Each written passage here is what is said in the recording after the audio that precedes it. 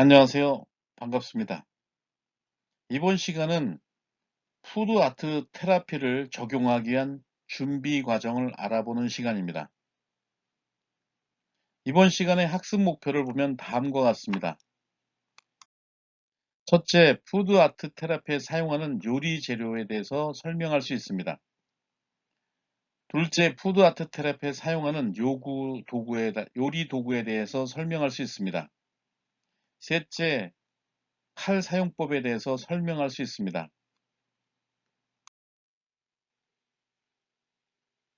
그럼 먼저 푸드 아트 테라피의 재료에 대해서 알아보도록 하겠습니다. 푸드 아트 테라피에 사용되는 재료는 여러 가지가 있습니다. 또한 그 재료를 요리하기 위해서는 요리 도구들이 필요합니다. 요리 도구는 주방에 있는 모든 도구를 말하고, 요리 재료들은 주변에서 널린 모든 먹을 수 있는 것들이 다 포함되기 때문에 매우 다양합니다. 이러한 요리 재료나 요리 도구는 우리가 만들고자 하는 푸드 아트 테라피의 종류에 따라서 다르게 적용되고 준비가 되어야 합니다. 따라서 이러한 푸드 아트 테라피의 요리 재료와 그리고 요리 도구에 대한 사용법과 그리고 그거에 대한 활용법들을 알아두어야만 우리가 원하는 효과를 얻을 수가 있습니다. 그럼 먼저 요리 재료에 대해서 알아보도록 하겠습니다. 요리 재료는 회화 재료와 조소 재료, 공예 재료 등으로 나눌 수가 있습니다. 회화 재료라는 것은 말 그대로 그림이나 선이나 색채로 평면상에 그림을 그리거나 형상을 그려내는 것을 말합니다. 푸드 아트 테라피에서 평면으로 되어 있는 식빵이나 김, 치즈와 같은 곳에 그림을 그릴 수가 있습니다. 그리고 푸드 아트 테라피에 사용하는 그리거나 색칠하는 재료로는 초코펜이나 천연 색소로 염색한 휘핑크림 또는 떡 재료 같은 것이 있습니다. 따라서 우리가 푸드 아트 테라피의 주제를 선정할 때 평면 위에다가 그림을 그리거나 형상을 만들어내는 일을 하기 위해서는 먼저 평평한 재료인 식빵과 김, 치즈 같은 것을 제공해야 하며, 거기에 그림으로 그릴 수 있는 초코펜이나 휘핑크림 같은 것들을 준비해야 합니다. 두 번째로 조소는 재료를 깎고 새기거나 빚어서 입체 형상을 만드는 작업을 말합니다. 조소는 보통 물체를 깎아 만드는 조각과 물체를 붙이는 소조를 아울러서 이루는 말입니다. 푸드 아트 테라피에서는 조각은 단단하고 또 칼을 사용하기 때문에 내담자가 손을 다칠 확률이 높습니다. 따라서 아동들에게는 조각을 권장하지 않고 성인들이라면 조각을 해도 무방합니다. 조각 재료는 딱딱한 무나 오이, 당근, 고구마 같은 단단한 재료들을 제공해서 조각 칼이나 또는 일반 과도로 조각하게 해서 우리가 원하는 푸드 아트 테라피를 할 수 있습니다. 조소는 물렁물렁한 반죽 같은 것을 붙여가지고 모양을 만드는 것이기 때문에 주변에서 밀가루 반죽이나 찹쌀 반죽 같은 것을 구해서 제공해서 만들 수가 있습니다. 아동들에게 주로 많이 하는 것이 찹쌀떡으로 피카츄 만들기, 또 찹쌀로 얼굴 만들기, 이런 것들을 많이 하고 있는 편입니다. 다음 공예 재료는 미술 또는 조형 예술의 한 부분으로서 순수 미술로부터 구별하기 위해서 19세기 중반부터 일본하기 시작된 용어입니다. 공예 재료라는 것은 다양한 형태로 공간을 구성하는 것을 말하는데, 곡식이나 채소, 과일, 육류 이런 재료들을 활용해서 다양한 형태들을 만드는 것을 공예 재료라고 합니다. 다음은 요리에 사용되는 요리 도구에 대해서 알아보겠습니다. 푸드 테라피에 사용하는 그릇은 일반적으로 공기를 많이 사용합니다. 공기는 아무것도 담겨 있지 않은 빈 그릇을 의미합니다. 그리고 대접은 국이나 숭늉을 담을 때 쓰는 식기로 푸드 아트 테라피에서 국이나 물, 숭늉 같은 것이 나올 때는 이 대접을 준비하는 것이 좋습니다. 그 다음에 빨대컵은 마시기 쉬운 빨대가 달려있는 컵을 말하고 소스 그릇은 푸드 아트 테라피 결과물 중에서 뭘 찍어 먹어야 할 때 간장이나 소스를 넣는 그릇을 말합니다. 볼은 반구형 요리형 그릇을 말하고 식판은 서너 가지의 반찬을 담을 수 있도록 오목하게 칸을 만들어서 나누어서 만든 식기를 말합니다. 이러한 식판을 이용해서는 캐릭터 도시락 같은 걸 만들 때 캐릭터를 이 식판 위에 진열하게 할 수 있습니다. 그 다음에 가장 많이 사용되는 요리 도구는 바로 접시입니다. 이 접시는 오목하고 납작한 모든 그릇을 말하는데 이 위에다가 다양한 그림 그리기를 할 수도 있고 또는 여기에다가 공예의 형태나 또는 조소를 할 수 있습니다. 이런 푸드 아트 테라피를 좀 빠르게 만들어주는 기기로서는 많이 쓰이는 것이 바로 도깨비 방망이인데 이 도깨비 방망이는 소량의 재료를 다지거나 섞을 때 사용하는 기계입니다.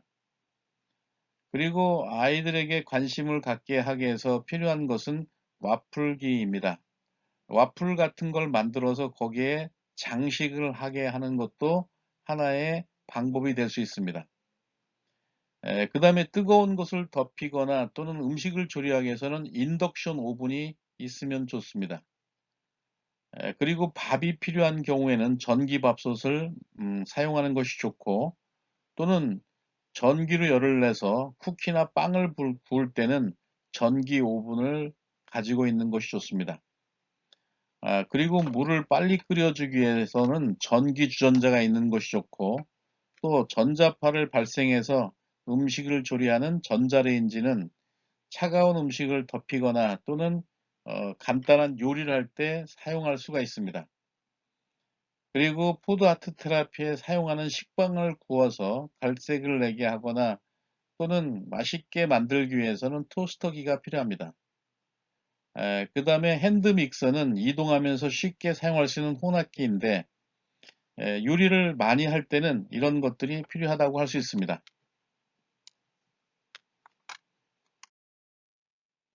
그 다음에 요리를 편하게 만들어주는 도구로서는 핫케이크 틀인 빵틀, 그 다음에 야채나 과일을 갈아주는 강판, 그리고 휘저으면서 거품이 나도록 하는 도구인 거품기, 그리고 계란을 일정하게 납작한 모양으로 동시에 잘라주는 도구인 계란 절단기, 그 다음에 밀가루 반죽 같은 것이 눌러붙지 않도록 저어주거나 섞는 도구인 고무주걱, 그리고 음식을 끓이고 튀기고 삶고 볶는 데 쓰는 조리용구, 그리고 우동이나 튀김 같은 걸 건질 때 사용하는 구멍국자, 그리고 국이나 국물을 뜨는 자루가 긴 도구, 그리고 김밥을 만들 때 쓰는 도구인 김밥말이, 그리고 부침개나 전 등을 부칠 때 쓰는 뒤집개 같은 것이 있으면 좋습니다.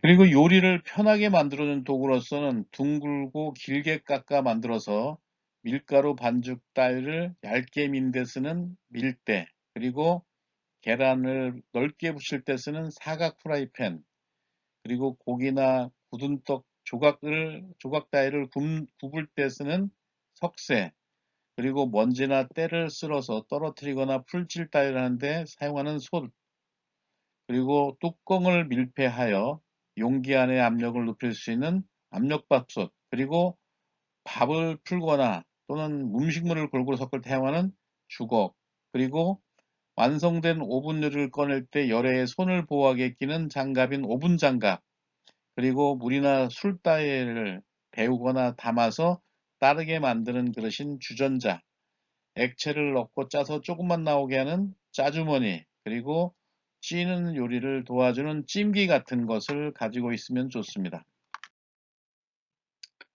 그 다음에 요리를 편하게 하는 도구로서는 가루를 곱게 치거나 액체를 받거나 거르는 데 쓰는 도구인 채, 그리고 감자나 당근 같이 단단한 야채의 껍질을 쉽게 깎기 위한 도구로서 필러 같은 것이 있으면 좋습니다. 그 다음에 프라이를 하는 데 쓰는 프라이팬 같은 것도 요리를 편하게 해주게 하면 됩니다. 그 다음에 푸드 테라피에서는 칼 사용을 많이 하는 편인데 이 칼 사용법을 가르치면 더욱 효과적으로 푸드 테라피의 효과를 달성할 수 있습니다. 먼저 칼은 여러 가지 부위가 있는데 그 부위마다 사용법이 다릅니다. 먼저 칼끝은 고기에 살과 뼈를 바르고 생선을 포를 뜨거나 야채의 꼭지를 도리는데 사용하면 좋습니다. 칼 중앙은 가장 많이 사용하는 부위로 썰기와 자르기, 다지기 등에 사용합니다. 그리고 칼 밑은 과일의 껍질을 벗기거나 단단한 껍질이나 뼈를 자를 때 사용할 수 있습니다. 칼턱은 작고 오목한 부분을 도려내는 데 사용하거나 잘 끊어지지 않는 딱딱한 부위를 자를 때 사용합니다. 칼등은 얇고 긴 야채의 껍질을 벗길 때, 그리고 생선의 비닐을 긁을 때, 고기를 부드럽게 다질 때 사용합니다. 그 다음에 칼배는 두부를 으깨거나 마늘, 생강 등을 다질 때 칼배로 눌러서 하면 편해집니다. 다음은 편슬기는 밤이나 마늘 같은 것을 얇게 쓰는데 사용합니다. 푸드 아트 테라피에서 사용하는 조리 방법은 요리 재료를 불에 익히는 굽기, 그리고 어떤 물체에 칼이나 톱을 대고 아래를 누르면서 잘라내는 썰기, 그 다음에 재료를 때려서 나누는 깨기, 그리고 껍데기를 벗겨나는 껍질 벗기기, 그리고 재료를 다른 곳에 넣는 끼우기, 그리고 재료를 네모 모양으로 자르는 네모 썰기, 껍데기가 끊어지지 않도록 연결해서 바깥쪽을 깎는 돌려깎기, 그리고 한 물체에서 일부분을 자르는 떼어내기, 그 다음에 넙죽한 물건들을 돌돌 감아서 원통형으로 겹치게 하는 말기, 그리고 물건을 밀어젖히는 밀기, 가루에 물을 부어 이겨내는 반죽하기, 단단한 물체를 여러 조각이 나서 깨트려는 부수기, 그리고 재료에 다른 재료를 넣는 붓기, 위에서 가루 같은 것을 아래로 날려 떨어지게 하는 뿌리기, 그리고 물에 넣고 끓이는 삶기, 두 가지 이상의 것을 한데 합치는 것을 섞기, 다른 어떤 물체에 칼이나 톱을 대고 아래로 누르면서 날을 앞뒤로 움직이는 썰기 같은 조리 방법을 활용해서 푸드 아트 테라피의 주제를 선정하는 것이 좋습니다.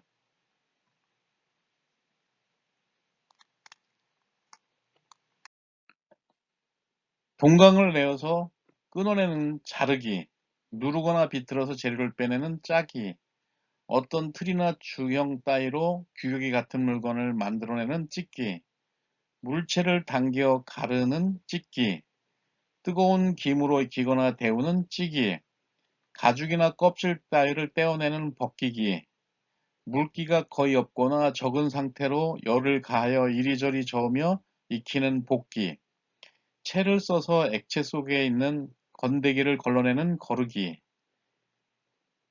살짝 뜨거운 물에 넣어서 익히는 데치기, 재료에 가루 같은 것을 바르는 묻히기가 있습니다. 이러한 조리 방법들은 푸드 아트 테라피의 주제를 선정하고 그 주제에 따라서 얻고자 하는 효과나 진단 내용을 고려해서 이러한 조리 방법들을 선택하는 것이 좋습니다. 다음은 푸드 아트 테라피 상담실입니다. 대부분의 심리치료는 사무실과 또는 조그만 공간에서도 대화만을 통해서 상담이 가능해집니다. 그러나 푸드아트 테라피실은 요리라는 매체를 활용해서 상담하는 것이기 때문에 푸드아트 테라피 상담실을 가지고 있어야 합니다. 이 상담실은 최소한 요리를 할 수 있는 장소가 되어야 하기 때문에 각종 주방 기구나 또는 바닥이 특별해야 된다는 것을 말씀드리고 싶습니다. 푸드아트 테라피 상담실을 만드는 데 있어서 고려할 것들을 보면 다음과 같습니다. 먼저 푸드아트 테라피의 상담실의 분위기는 주 상담 고객층을 아동으로 할 건지 노인으로 할 건지에 따라서 달라집니다. 성인들은 어떠한 공간도 크게 문제가 되지 않지만 환경에 민감한 아동에게는 푸드아트 테라피실의 분위기에 신경을 써야 합니다. 또한 거동이 불편한 노인들을 대상으로 할 때도 이 분위기나 실내 인테리어에 대한 신경을 써야 합니다. 아동을 위한 푸드 테라피실을 만들려면 아동이 처음 푸드 아트 테라피실에 들어설 때는 호기심을 가질 수 있도록 해야 하고 지속적으로 편안한 느낌을 전달해 주도록 내담자를 위한 공간이라는 명백한 메시지를 전달할 수 있어야 합니다. 예를 들어서 이 테라피실 자체가 나를 위해 만든 곳이니 자유롭게 놀다 가야지라는 생각을 가진다면 이 아동은 자기가 가진 내면의 세계를 표현하는 데 더욱 효과적일 것입니다. 처음부터 모든 것을 완벽하게 갖춘 푸드아트 테라피실을 갖추기는 어렵겠지만 처음에는 아동이 친숙한 느낌을 갖도록 세심한 노력과 주의를 기울인다면 충분히 편안하고 유용한 공간으로 변화할 수 있습니다. 그리고 푸드아트 테라피실은 요리를 하는 곳이기 때문에 채광과 통풍이 잘 되는 공간이 되어야 하며 벽면은 파스텔 톤의 벽지를 사용하는 것이 좋습니다. 푸드아트 테라피실의 크기는 아동을 위한 푸드아트 테라피실인 경우에는 방의 크기가 가로 3m, 세로 3m 정도면 적당하며 집단 치료실인 경우에는 가로 5m, 세로 10m 정도가 적당합니다. 이와 같은 크기의 기준들은 안전하게 대근육 활동이 가능하면서도 버리는 느낌이나 고립감이 들지 않도록 배려한 크기입니다. 즉 심리적으로 편안하게 느끼면서 움직일 수 있는 공간의 크기를 말합니다. 방이 너무 적으면 내담자들은 자유스럽게 자신을 표현할 수가 없고 너무 크면 멀게 느껴질 수 있기 때문에 치료실의 목적과 내담자의 연령에 따라서 크기를 고려해 정하는 것이 좋습니다. 세 번째로는 푸드아트 테라피 상담실은 독립공간으로 만드는 것이 좋습니다. 이 푸드아트 테라피 상담실은 요리 활동을 하는 방이기 때문에 냄새나 소음이 나서 다른 방에 피해를 주기가 쉽습니다. 특히 푸드아트 테라피실은 다른 치료실과는 다르게 요리를 하는 시끄러운 소리가 다른 방에게 전파될 수 있으며 또한 요리 냄새가 주변에 퍼져서 사무를 하거나 다른 일을 할 때 방해가 되는 경우가 많습니다. 따라서 이 푸드아트 테라피실은 독립공간을 사용하는 것이 좋고 방음이 잘 되는 시설로 만드는 것이 좋습니다. 또한 푸드아트 테라피실은 부모가 대기할 수 있는 공간을 만들어서 부모들이 아동들이 푸드아트 테라피 실습을 할 때 참관하지 않도록 하는 것이 좋습니다.